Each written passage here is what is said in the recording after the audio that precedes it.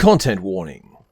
I'm going to talk about a very specific way in which a category of people get marginalized. And it's not any of the normal ones you're probably used to. And it involves me feeling pretty bad. Now, I do forward that one of the important things about games criticism is finding someone you can relate to and engaging with the way they express their ideas about games. So this is kind of what you get when you come to me for this. But just understand, this is about a way in which America is bad. That might not be something you're here for today.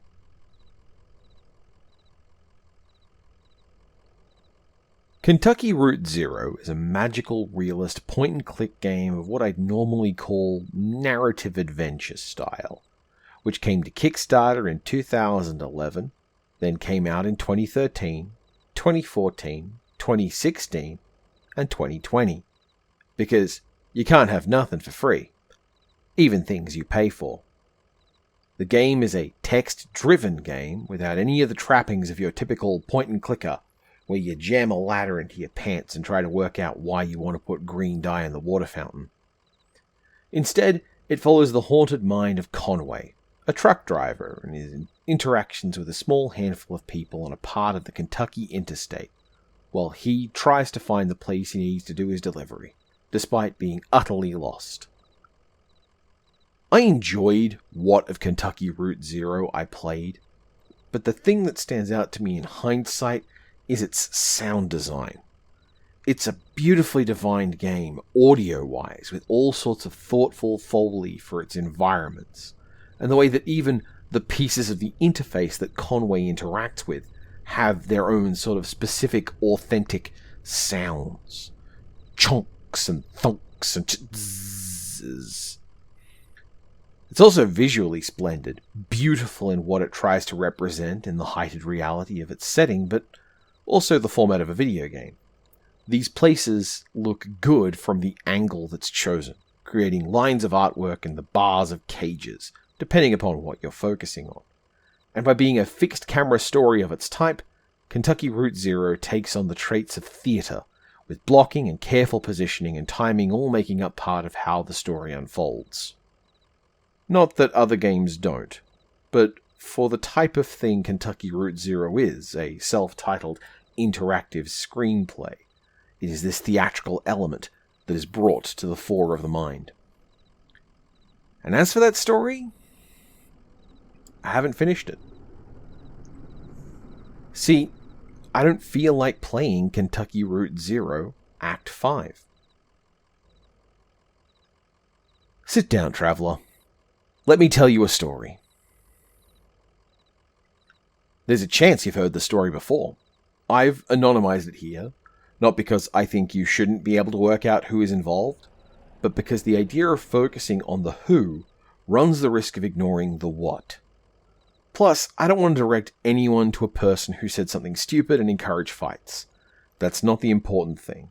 If you do some elaborate searches and find who I'm talking about in the specific, and talk to them about this, I will be cross with you. You shouldn't do that. It's irresponsible. And it's also rude, because who knows, maybe everyone involved was just having a bad day. This is the story of when someone perfectly represented something and probably never realized it. You'll sometimes hear me talk about the take that there are 3 games about America with a tone of utter revulsion and derision.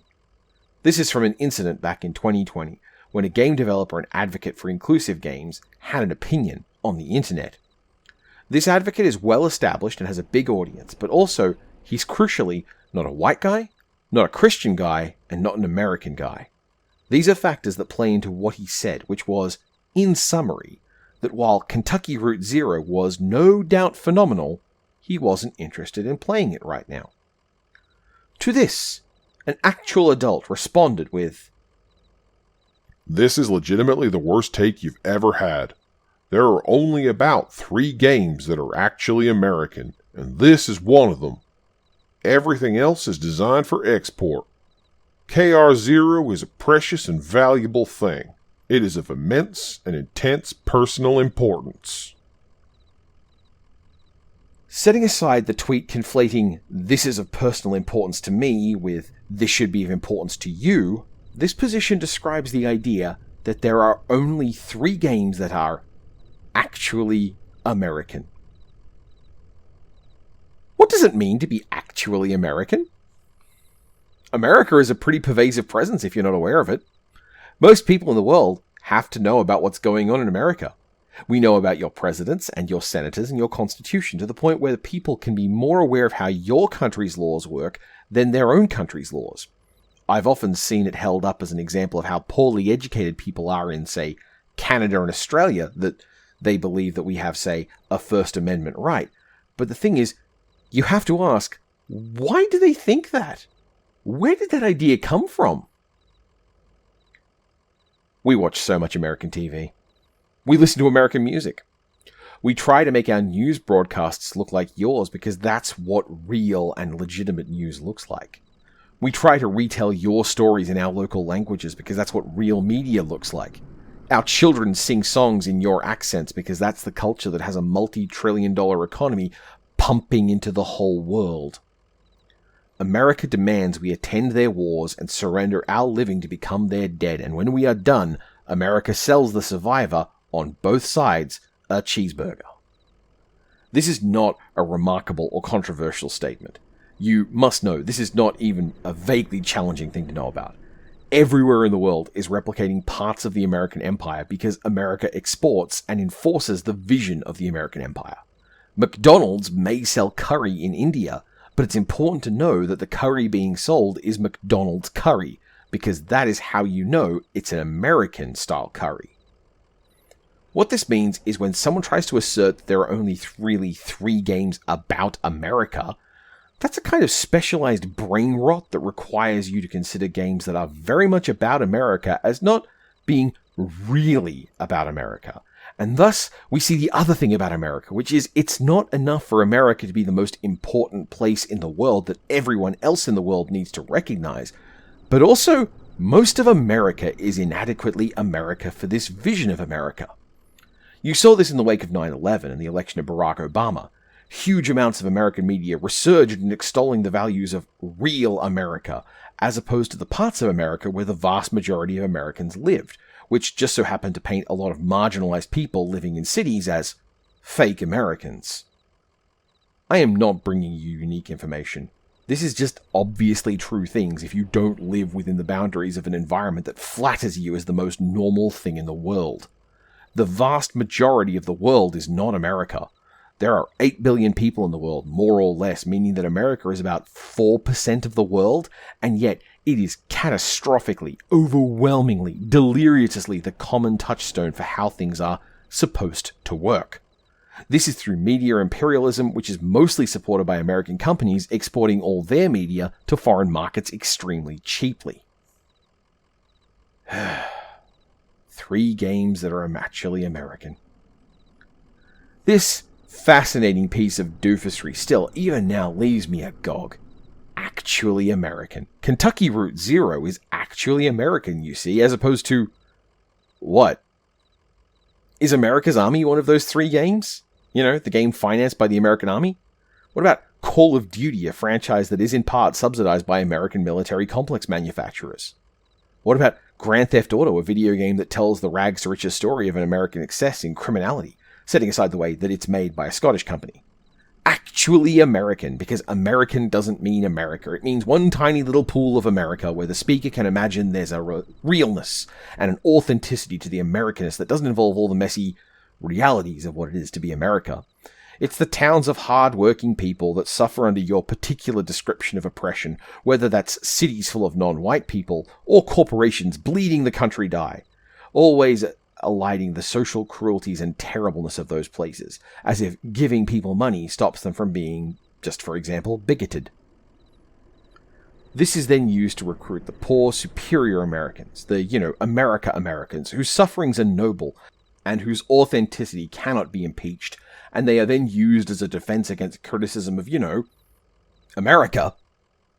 It's the same speech Charlie Daniels gave about how foreigners may think they could push around Barack Obama, a dude who bombed a lot of shepherds with the most elaborate and brutal military ordnance in the world, but they were going to have a harder time taking on Americans who wrestled alligators, who at this point have exactly 0 recorded drone strike kills.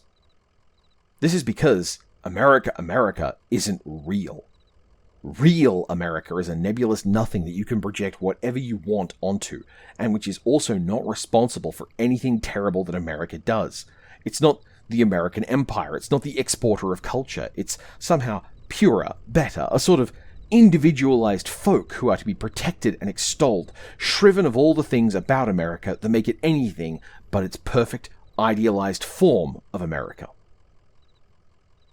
I could go on. I really could. This is something that defines the world I have to live in. I speak English. I'm white. I'm from a colonizer state. I should be able to integrate easily and smoothly into the white supremacist capitalist hierarchy of American culture. But we are told that no, we are not acceptable. We, in Australia, are only valid as long as our differences are invisible. We, a real people, do not get to have opinions on America because we don't know true America. When you spell color wrong in a chat message, when your accent isn't quite right, when you don't know the difference between junior and sophomore year of high school, then you are shown, you are evinced, and you are made very aware that you are other. You are outside. You are wrong. One of the recurrent jokes I will deal with for the rest of my life is a quote from a 30-year-old episode of The Simpsons, which is about something to do with a drink I don't participate in by people who have never learned a second thing about Australia. And really, there's no good reason for it. We send our soldiers to America's wars, we buy America's submarines, and we sing your songs. Our currency mimics America's, our culture permeates with America's. We even have a crushing inferiority complex about the empire, such so that there is an academic term for what we feel about our own media compared to the media of the truer, proper empire to which we are vassal. The term is cultural cringe, and it was coined by Henry Lawson, who you, odds on, have never heard of. He's on our money. In 1894, he wrote, "The Australian writer, until he gets a London hearing, is only accepted as an imitator of some recognised English or American author, and, as soon as he shows sign of coming to the front, he is labelled the Australian Southey, the Australian Burns, or the Australian Bret Hart, and lately, the Australian Kipling. Thus, no matter how original he may be, he is branded at the very start as a plagiarist and by his own country, which thinks, no doubt, that it is paying him a compliment and encouraging him, while it is really doing him a cruel and almost irreparable injury. But mark! As soon as the southern writer goes home and gets some recognition in England, he is so-and-so, well-known Australian author whose work has attracted so much attention in London lately. And we first hear of him by cable, even though he might have been writing at his best for 10 years in Australia." This is imperialism. This is a way in which we have been induced and brought by the empires around us to accept their ways as correct, as the normal, as default.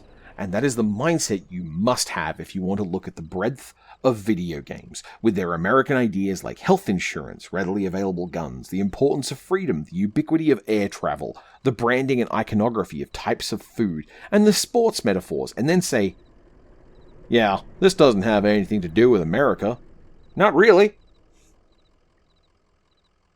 Anyway, this incident was a big deal at the time, in that there were a lot of people from within the community of game developers and journalists who seemed very happy to line up and get mad at a brown foreigner for being inadequately enthusiastic about the possibility of playing a video game.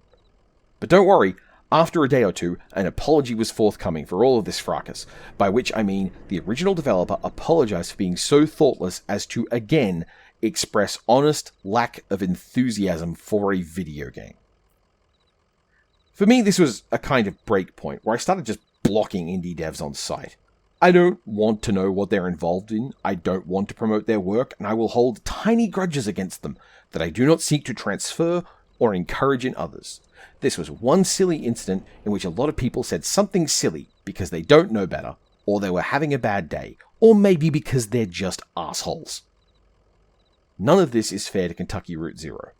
It's a game with its own intentions and its own perspective. It's not trying to make this conversation happen. Kentucky Route Zero has been choked and gripped by this position around it, where to talk about an American game, someone put a cross on it that made it the avatar for all things America. The wild thing to me is that I had, prior to this point, played 2 episodes of Kentucky Route Zero. I thought it was pretty good and I liked what it did with the negative space of dialogue options. When a character you're controlling makes excuses, the excuses you choose show you the other things you could be making excuses about that you, the player, didn't necessarily know beforehand. That's some good narrative storytelling design. I like that a lot.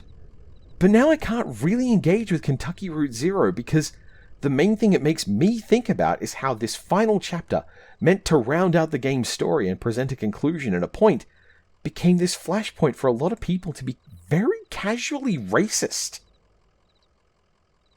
Which kind of poisons the whole thing for me. It's an authentic thing, I'm sure. It's a thoughtful thing too, but the people stepping up to say, I should care about it, did so in a way that made me hate them. Anytime you see me say 3 games about America, I'm talking about this, and the attitude of a particular kind of American that America is, as always, exceptional. It's real easy to not realize when you're just voicing your own self-centeredness, and how easy that is to ignore the opinions of people around you and what they're saying. This is what I'm talking about when I mention the 3 games about America.